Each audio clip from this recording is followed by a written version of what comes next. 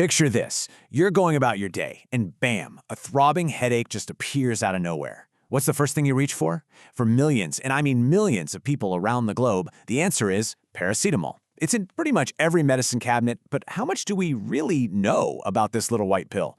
Let's get into it. So here's what we're going to cover. We'll start with what it's for, then get into the really crucial topic of dosage. After that, we'll look at the risks, untangle all its different names, and then wrap things up with a simple checklist for using it responsibly.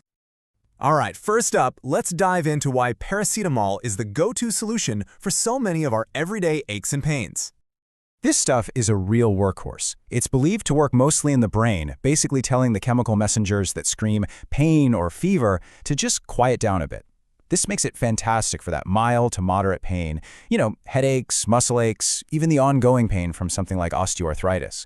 It's also a powerhouse at bringing down a fever, which is why it's a staple during cold and flu season. And you'll find it as the main active ingredient in a ton of those all-in-one cold and flu remedies.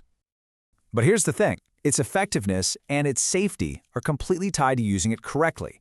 And that brings us to the most critical part of this whole conversation, the dose. Getting this right is everything. For adults, the standard dose is pretty straightforward. 1 or 2 500-milligram tablets every 4 to 6 hours. Simple enough.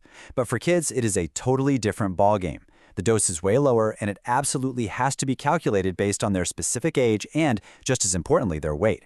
This is exactly why you see special formulas for children. It's not a one-size-fits-all situation. Okay, if there is one number you burn into your brain from this whole explainer, it is this one. 4,000 milligrams. That is the absolute, non-negotiable, hard-stop maximum a grown adult should take in any 24-hour period. Going over this line puts you in a serious danger zone. And that number leads us directly into our next topic, safety. Look, paracetamol is incredibly safe when you use it by the book, but misusing it, well, that carries some pretty significant dangers. So let's talk about the warning label. This is it. This is the single biggest risk you need to understand.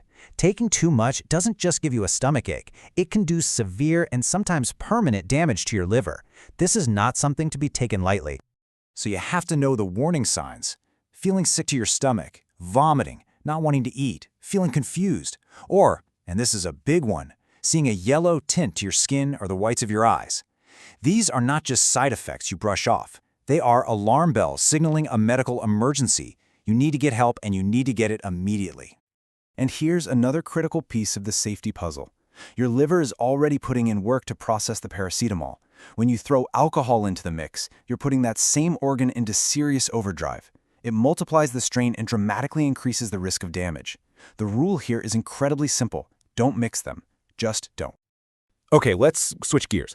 One of the sneakiest ways people can get into trouble and accidentally overdose is because this one single drug is sold under a whole bunch of different names all over the world. So you've probably seen Tylenol, Panadol, maybe Calpol for kids. What's the connection here? Well, it's simple. They are all the exact same active ingredient.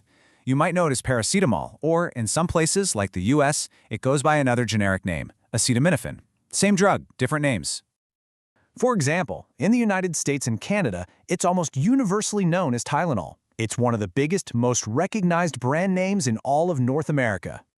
But if you hop on a plane to the UK or maybe head down to Australia, you're going to see it called Panadol. It's a huge global brand for the very same medicine.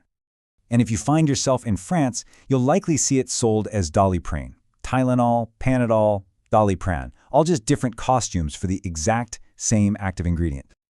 Now, here's where things can get really tricky. Paracetamol is often a hidden ingredient inside other combination drugs. Things like Excedrin for headaches or Midol for period pain. This is why you absolutely have to become a label reader. It's the only way to be sure you're not accidentally doubling your dose without even realizing it. So to pull all of this together, let's go over a really simple, practical checklist. Think of this as your guide to using this medication safely and effectively every single time. All right, let's run through it. Step 1, always confirm the right dose for your age and weight. Step 2, remember that magic number. Never go over 4,000 milligrams a day if you're an adult. Step 3, be a detective. Check the labels of any other cold or pain meds you're taking. Step 4, no alcohol, period. And finally, step 5, if you have any kind of liver condition or you're on blood thinners like warfarin, you need to talk to a doctor before you take any paracetamol. Which kind of leaves us with one final thought. Paracetamol is, without a doubt, one of the most common painkillers in the entire world. It's in nearly every home. But is it also the most understood? Hopefully now, for you, the answer is a resounding yes.